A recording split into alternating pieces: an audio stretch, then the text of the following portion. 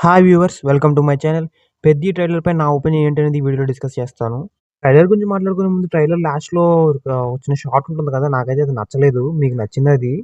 ఇక ట్రైలర్ మీద నా ఒపీనియన్ చెప్పాలంటే ట్రైలర్ అయితే పర్లేదు, నాకు బానే నచ్చింది. మరీ అంత ఎక్సలెంట్‌గా అయితే ఏమీ లేదు.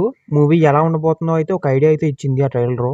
ట్రైలర్‌లో చూపించిన దాన్ని బట్టి రామ్ చరణ్ ఒక క్రికెటర్ రెజ్లరే కాదు, రన్నర్ కూడా. అయితే ట్రైలర్‌లో ఎక్కడ రామ్ చరణ్ రన్నర్ అని చూపించలేదు మరి.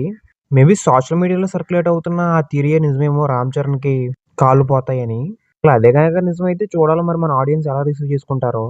అందుకే థంబ్‌నెయిల్‌లో 40% ఛాన్స్ అని పెట్టాను మూవీ హిట్ అవ్వడానికి. మూవీలో మంచి సాలిడ్ కంటెంట్ అయితే ఉండబోతుంది. మరి చూద్దాం బుచ్చిబాబు ఎలా చూపిస్తాడో మనకి తను అనుకుంటున్న స్టోరీని. అయితే ట్రైలర్ కొద్దిగా స్లోగా ఉన్నట్టు అనిపించింది. కావాలని ట్రైలర్‌ని కట్ చేసుంటారని నేను అనుకుంటున్నాను. నాకైతే పర్సనల్‌గా ఇలా ఉండడం నచ్చింది ట్రైలరు. ఎందుకంటే ట్రైలర్ రాకముందు సినిమా మీద మంచి ఎక్స్‌పెక్టేషన్స్ ఉండేయి. ఇప్పుడు ట్రైలర్ చూసినందుకు కొంచెం ఎక్స్‌పెక్టేషన్ తగ్గించుకొని ఎళ్లి చూస్తాను. కాబట్టి సినిమా ఇంకొంచెం బాగా నచ్చొచ్చు. మూవీలో అయితే చాలా ఇంపార్టెంట్ క్యారెక్టర్స్ ఉండబోతున్నాయని మనకు అర్థమైంది. మన 'మున్నాబాయి'కి అయితే మన మిర్జాపూర్ సిరీస్ ఎవరైతే డబ్బింగ్ ఇచ్చారో వాళ్ళే ఇచ్చారు. అది బాగా ప్లస్ అవుద్ది మూవీకి. అన్ని క్యారెక్టర్స్‌కి ఇంపార్టెన్స్ ఉండబోతుందని అర్థమవుతుంది ట్రైలర్ చూస్తుంటే.